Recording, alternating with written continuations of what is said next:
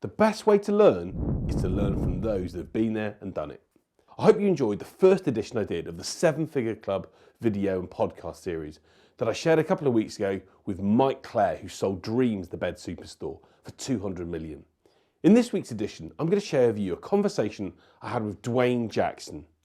Duane is an incredible entrepreneur who sold KashFlow, with a K, the online accountancy platform, to Iris, and he sold it for a massive amount of money.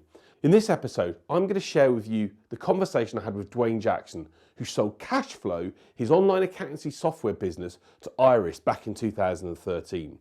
Duane was so open and honest about how he achieved his success, what he did to build a tribe of customers that loved his product, what he did to make sure he negotiated the best deal for his company, and what he then did to ensure that he got the right result for him and his business, and how he was successful at selling himself, his company, and what they could do to achieve maximum value.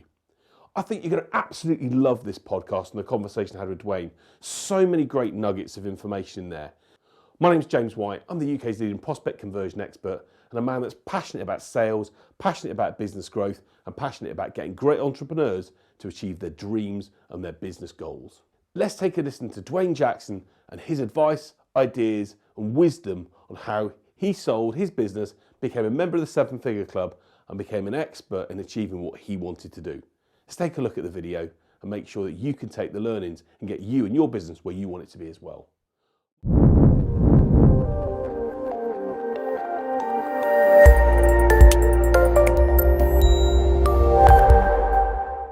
My name's James White. I'm the founder of InTouch, and I'm lucky enough to be in the presence of Duane Jackson here today, who I'll let introduce himself in a moment, but great to be able to chat to Duane, and for Duane to share some of his thoughts, ideas and views on how he's made the success he did of KashFlow. So over to, do you want to introduce yourself, Duane, just to those on the podcast? Yeah, sure. So I started a company called KashFlow with a K around 2004, 2005, and we were one of the first software as a service businesses in the UK.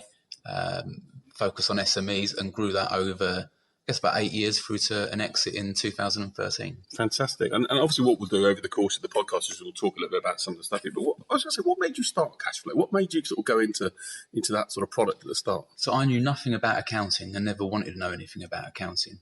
What I did want to know how to do was to invoice my customers. So I was a one-man web developer charging by the hour. And when I looked at the various software sent out my invoices, it's a very different world to where we are now. There was no Free Agent, Xero, and some of the other, and even the Sage products were a lot better than they were. Back then, it was Sage and QuickBooks. They were designed for accountants. They were expensive. They were clunky. So I knocked something together for myself to send out invoices. Spoke to other small businesses to say, well, what are you guys using? Because I wanted them to recommend a product to me. And they all had the same problem. They're all using Word and Excel. So eventually, it took me longer than it should do. Eventually, I realised I should be selling this product. And KashFlow grew from there. So started as an invoice and sort and became a fully fledged accounting package. But one of the things you said that was really interesting is you identified a problem. And I guess, do you think that, one of the things about, obviously the focus on this, the podcast about 7-Figure Club is to get to that success. Do you think a lot of businesses now don't start enough with the problem and actually they start off trying to create something that there's not a problem for? Do you think that the fact that there was a need for it and that people had a problem, there was a big driver for you? Yeah, I think the main point for it was, and it's a line that I've nicked from somebody else, I can't remember who, is that it was a painkiller, not a vitamin. It wasn't something that's nice to have, that just helps you out a bit. It's something that you need in your life. Yeah. And the fact that people are legally required to keep accounts helps. Yeah. But yeah, it's the fact that it was something that actually solved a real problem, not something that made life a bit nicer or easier. I love that. It's a great. I love that. It's great. It has to use a painkiller. And in terms of when you were building KashFlow and when you started to sort of start to see, if you like, people take your painkiller and start to see the results of it. Is that what? Because how did you, we talked a little bit earlier on before we started the podcast about how you got momentum, but was that what, sort of made you think, wow, I can make this into something when people start saying, I love this? Yeah, so I never went into it with the view to make millions of pounds. It was always, well, this seemed like a good idea and it's easier to make a couple of quid selling a product off the webpage than it is to sell my time by the hour. And early on, a lot of the first customers, so now there's a lot written about this and there's lots you can read out there, and it's, what they call it now is you should do stuff early on that doesn't scale. So early on, I'd go out to networking events and talk to other SMEs and sell them on using KashFlow. And we were getting 15 quid a month. So it's not something you couldn't grow a big business doing it that way. But that helped early on to get the first customers in. It helped me to see what the objections were, what people liked about it, what people didn't like about it. So then use that knowledge to build it further. And we got to the point where we were getting thousands of trialists every month directly via the website with very little effort. But early on, it's face to face. When you were sort of like starting up and you're the sort of, the only person doing this, I guess sort of, when did you sort of, what was that point where I guess maybe the 1,000 when you thought, hey, I've got something here that could really be quite, that could put me into a place that I want to be with my family for the rest of my life? So it was about a year, maybe 2 years from when the product was released. And bear in mind that it was a side project. I still had the core development stuff. So what was really paying the bills was me selling my time by the hour. Yeah. We had this little software product on the side that was growing nicely. And what really opened my eyes up to the potential of it was when someone out of the blue offered me £1 million to buy the company. Really? I didn't realise that. Yeah, and it threw me. And I said, it's not for sale, of course. And he said, the cliche, of course it's for sale. It's just a matter of how much. So how much do you want? So what sort of revenue figures were you able to have this? We were in less than 20 grand a month. Really? Okay. Yeah. So he asked me to talk him through the figures. And he said, all right, I'll give you 2 million. I thought, oh, crap. So I said, well, if you're serious, then I'll go away and think about it and get back to you. And I went and spoke to my mentor and who later became my chairman, Lord Young, about it. And he made me sit down and do some projections. He said, look, this is what Michael, the guy that's offering to buy the company, would have done. So you can see if you carry on growing how you are, you can see where this goes in the next couple of years. And that was kind of the moment I realised, actually, I could make a good few quid out of this. It must be quite scary, though, the thought of, because they talk a lot about, you read stories about people in the, have had that situation, but it must be quite a weird feeling, though, to have someone saying, here's £2 million pounds, and you think, well, actually, I could do a lot of things with that. There's a lot of things my family could do and whatever. Exactly. Else. To make that decision to say no, it's very brave at the start, isn't it? I mean, it's scary to walk away from that, but it was helped by, so Lord Young was an incredibly supportive chairman over the years, but this was very early on. And he said to me, look, why would you even want to take that offer? I said, well, because it's 2 million quid. Isn't it obvious? There's 2 million reasons why I should take it. He said, well, okay, well, what would you do with the money? I said, well, I've got some debts that I've built up. We got some double glazing in last year and I'm still paying 20% interest. So there's enough debts that I could deal with paying off to start with. And he said, look, if you really want to sell, so he was a shareholder at this point as well. He said, if you really want to sell, I'll help you get the deal done. And if he wants to buy my shares as well, great. If he doesn't, great. Whatever's going to work to get the deal done. But I want to give you an alternative. Sell him to go away and I'll give you 100k. You pay me back as and when we do sell. So that made it a lot easier. So I took his money as a 0% loan to be repaid when we did sell the company and told the acquirer to naff off. But he was the ex-chairman of Sage. So then it somehow landed in the media that the ex-chairman of Sage was trying to buy us. And that gave, I guess, that gave you not just the fact that someone's going to offer the money, but the fact that someone like a big company like Sage is going to do it must have given you that real fillip. Just think, hey, we got something real special here. Yeah, I mean, he was not anything to do with Sage at that point. He'd long left, and it might have been me that leaked it to the media, made sure it was out there. But it really helped to raise our profile and for us to be seen by potential customers as an interesting company and one we should look at, and also other future potential acquirers. And you talked about your, Lord Young there. And I know, from reading and knowing your story as KashFlow, that Lord Young's been a big factor in your, in the mentor. But, do you think that's a lot of things that a lot of small businesses don't do, is get a mentor in early? And do you think it was, something that you would provide advice to companies now? Is it something you think is important for businesses? Yeah, very much. I mean, you're so tied up in a day-to-day business that you need someone that can understands enough about your business. They've not got to ask a million questions to help you with your problems, but it's distanced enough so that they can take a big picture view of it. The problem is there are a lot of, let's politely call them professional mentors out there that will come and mentor you for X thousands of pounds a month. The problem is the mentors that are going to be good for your business are ones that have already done very well and aren't interested in making a couple of grand a month off the back of it. They might want equity. But yeah, these professional mentors where their experience seems to be in growing a business, providing mentoring services as opposed to any real business that's relevant. Yeah. So it's hard to find that right mentor. So how did you find Lord Young? How did you guys sort of come together? It's a fairly long, convoluted story, but the short version is he was a chairman of a charity that gave me some office space at a discounted rate, and we met there. He liked what he saw and offered to put some money in. Yeah, so that's the short version. But I guess, but getting someone like that who had such, massive, not just political experience, but business experience, and must have given you a real feel good as well to think that someone like that's backing you and believing in you. Yeah, definitely. I mean, to have someone, when you're starting a business and you're at that stage, you're very early on and you're not sure what you're doing. You're not sure how well it's going to go. So to have someone like that that's believing you, giving you support, encouragement, and telling you you're not crazy, is real helpful to have. And you said there about, you're not sure what you're doing. I mean, it's the challenge for every business owner, I guess, isn't it? Is because I certainly know myself. You make plenty of mistakes on the way. Was there any mistakes you look back on with fondness in the early years and think, bloody hell, why did I do that? And you think you learn from at the time that you think other people should learn from. Yeah, very quick to hire people early on. So there's all these cliches out there, and they're cliches for a reason because they're true. So the hire slow, fire fast thing makes a lot of sense. You should take a hell of a lot of time on choosing the right person to hire. But yeah, if you do make a mistake, get rid of them bloody quickly. And that was something that I was really bad at early on, was on both sides. So hiring too quickly and taking way too long to get rid of people that they just weren't going to work. And I guess that's part of that natural human tendency to avoid confrontation and whatever else. But yeah, I kept a few people around a lot longer than I should have done, I think. It is a difficult thing, isn't it? Because like you say, sometimes you're in business and you want it to work. It's that good intention. You want someone to be successful. And you're conscious they've got a family and they've got... Yeah, exactly. I mean, that's the worst part of running a business is firing people. It's absolutely horrible, but it needs to be done. Yeah, and I guess it's a difficult thing to do, like you say, but if you don't do it, you're only... I guess... if you don't do it, it's at your detriment, and also all the other people you have employed.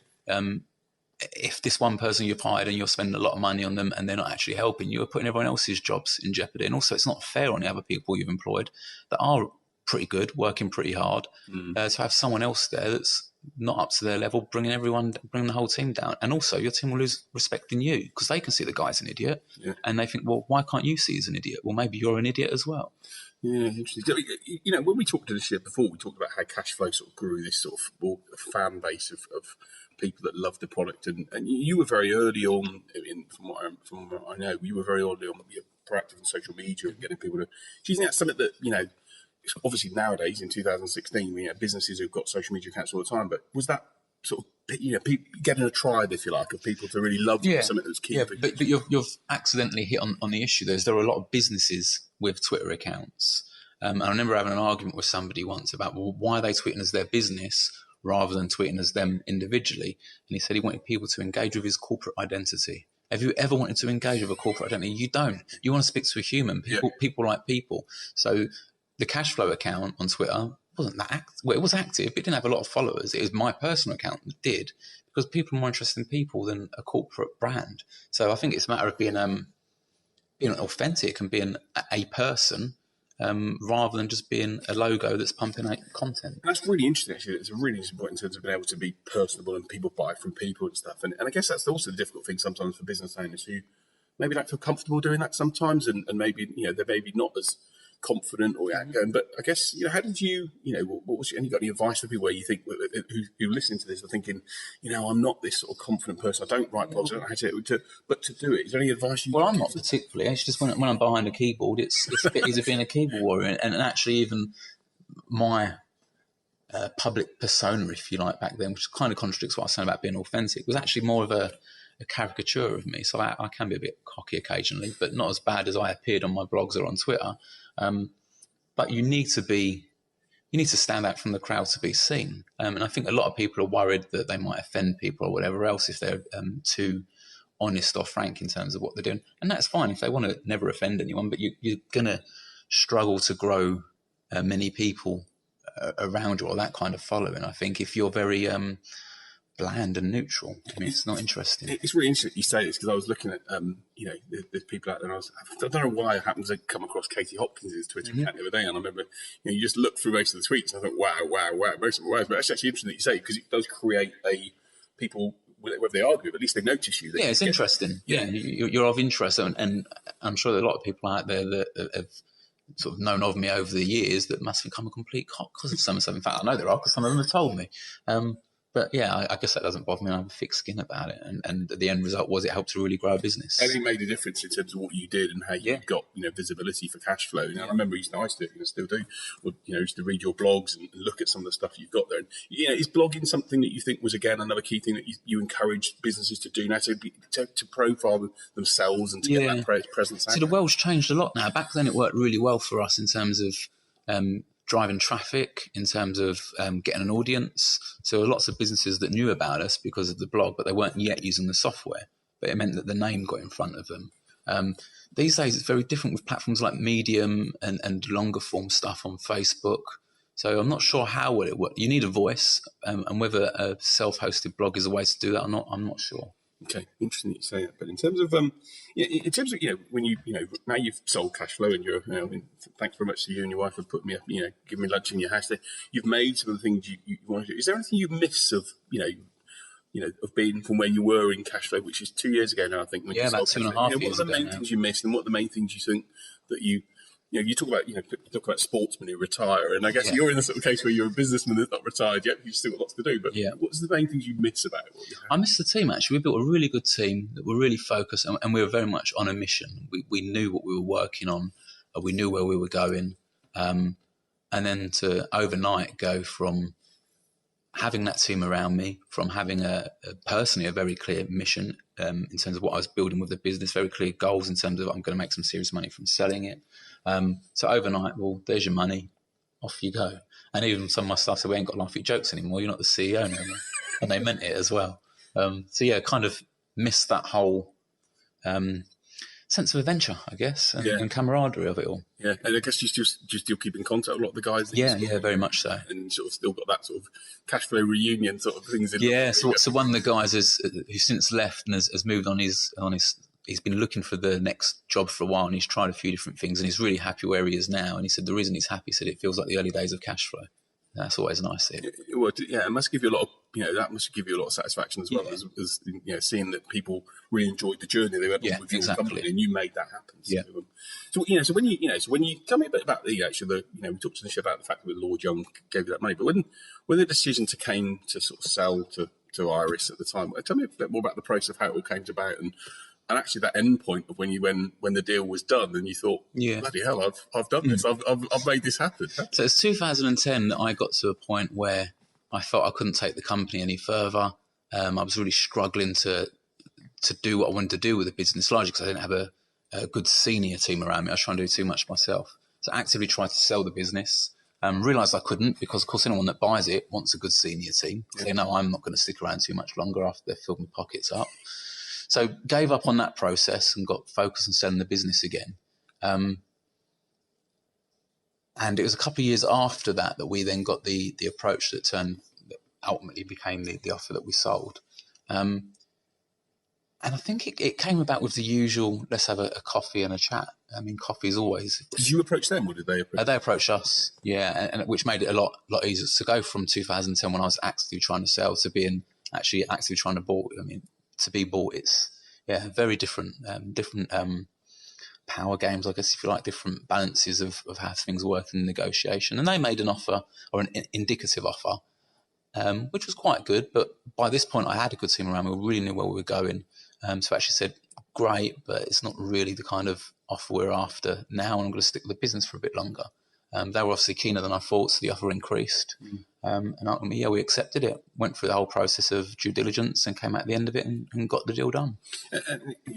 Great to hear that. And Ben has a great book I've read, Ben Horowitz, The Hard Thing About Hard Things. And he said that when he sold his business, he had a figure in mind that he said, right, I'm not going below that figure. That's it. If they don't want to buy to that figure, then I'll wait till someone does. Were you like that with KashFlow? There was a figure you thought, right, I've got to be at this point? Yeah, I kind of was. It's especially in 2010. So we hired an M&A firm, and I said to them, look, get me $5 million for the business and I'll be happy.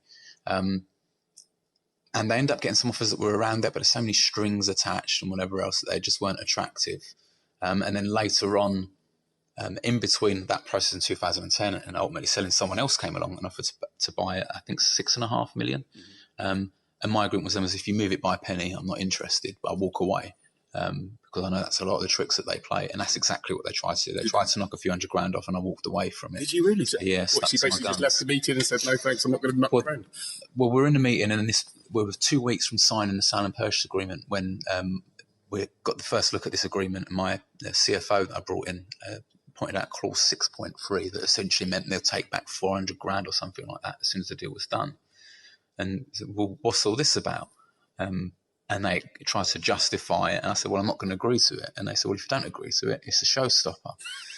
So I stood up and said, "Okay, let's stop the show." Opened the door and kicked them out of the office. Really? What, and you actually escorted about your own office, basically? Yeah. And this was their general counsel, so it's a big public Dutch firm. And it's their general counsel that's got a real air of authority that I don't think anyone has ever said no to him. Really? So yeah, the look of shock on his face. But that must have also given you a massive amount of confidence to be able to say, actually, do you know what? No, I'm not having it. You're gonna do. I don't think it gave me any sense of confidence.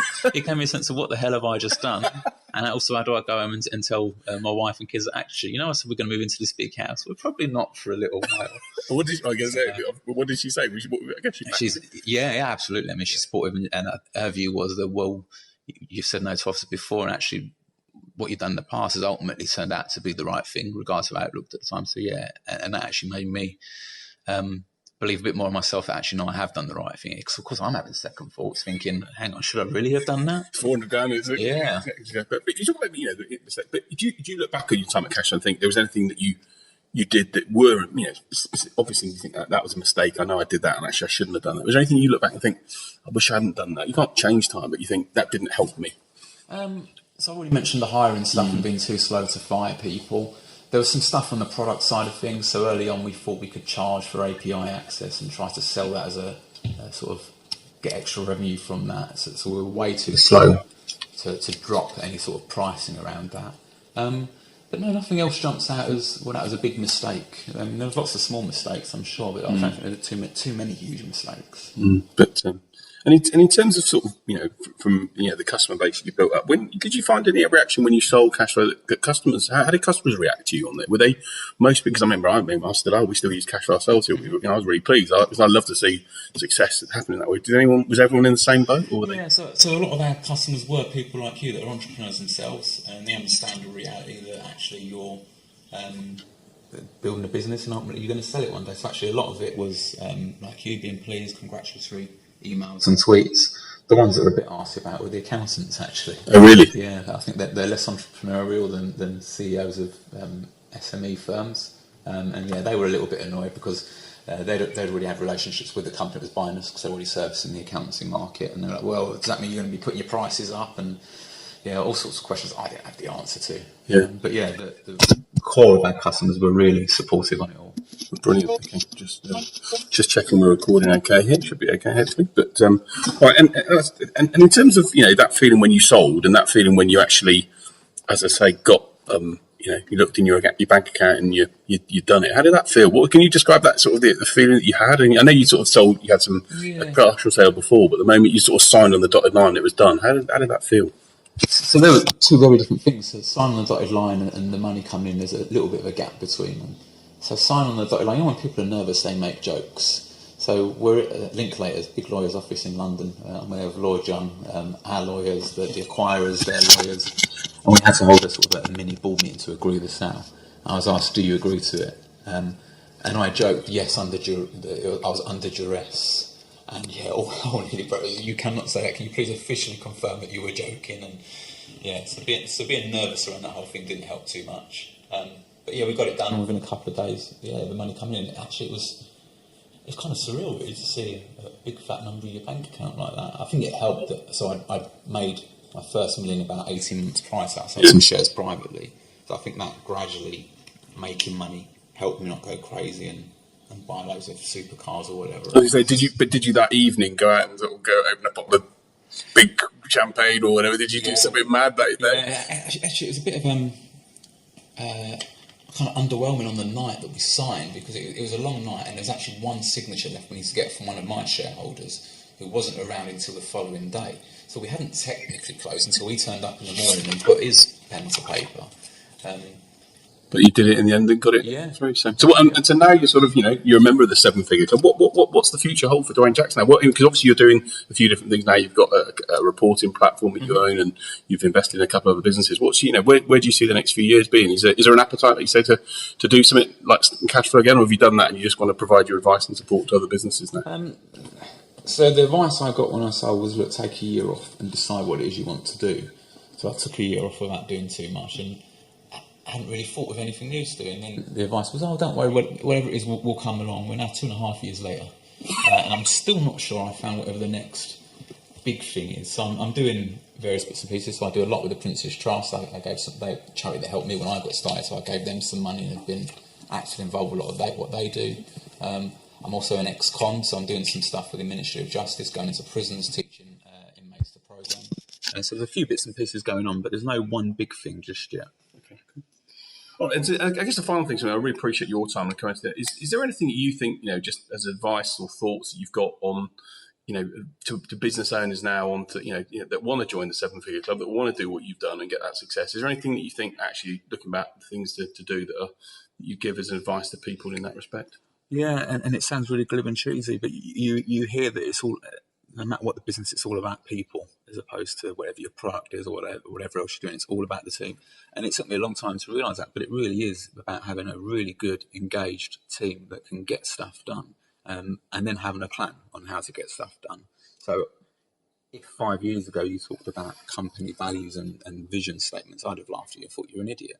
But ultimately realised how useful it is to do that kind of stuff. So yeah, all those cliches like it all being about the team are absolutely true. Yeah. So focus on growing a really good team with a plan, and empower your team to deliver that plan. Fantastic. Well, Duane, I'd like to thank you very much. It's our first podcast on the Seven Figure Club, and I think it's been great to hear your wisdom, advice and thoughts, and I know that a lot of people that hopefully are going to listen to this are going to be really empowered by it. It's something we're doing in the Growth Academy In Touch to try and show people that actually there is, if you've got that plan and you put the right things in place, you can get that success. So I'd like to thank you firstly for being part of this, and for inviting me to your house and to basically share some of your secrets of success. So really No problem. appreciate it. Look forward to it in the next shows. Great stuff. Thanks, mate. Cheers. So there we have it. That was the first edition of the Seven Figure Club, and I hope you found that podcast really useful and really interesting. I was fascinated and loved spending some time with Duane, talking about what he's done and how he made things happen.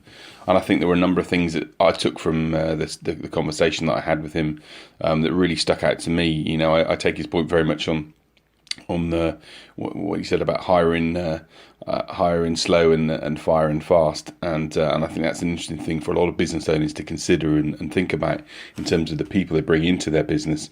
There's always a desire and want for everyone to bring resources in, but it's about bringing the right people in that can really match your culture and what you do as a business.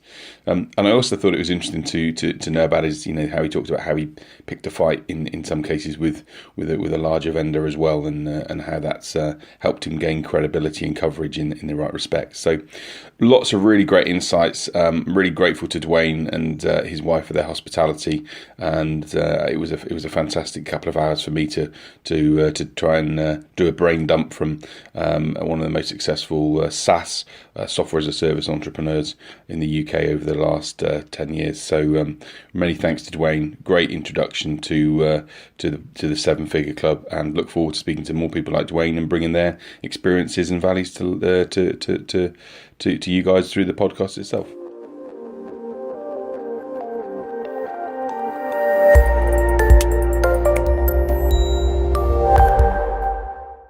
So there you have it. There was the video or the podcast. And what did you think? How inspiring was it to hear Duane's story of what he did to achieve the results that he made? I always want to think, when I listen to entrepreneurs and get the chance to meet them, and thank you, Duane, for again the chance to come to your house, which is an amazing place down on the south coast, and meet you. It was a great opportunity to really learn and understand how people like that have achieved their success. One of the things that really amazed me about Duane was the ability for him and his team to be obsessive about building incredible customer service and to really work on new business targets on a regular basis. The other thing you'll also hear about Duane is how he was so indebted to his mentor, Lord Young, to help him achieve the success he has. And so my question to you is, if you've watched this or listened to the podcast or listened to the video and thought, actually, how am I going to achieve success? What are you going to use? What mentoring support do you get that's going to help you achieve your results? If you want to talk to someone that can help you achieve the goals that you have, then I'd love to hear from you and help you do what you want to. Or maybe you feel you're not achieving the success you should do and feel like actually you want to make 2020 your year to break through.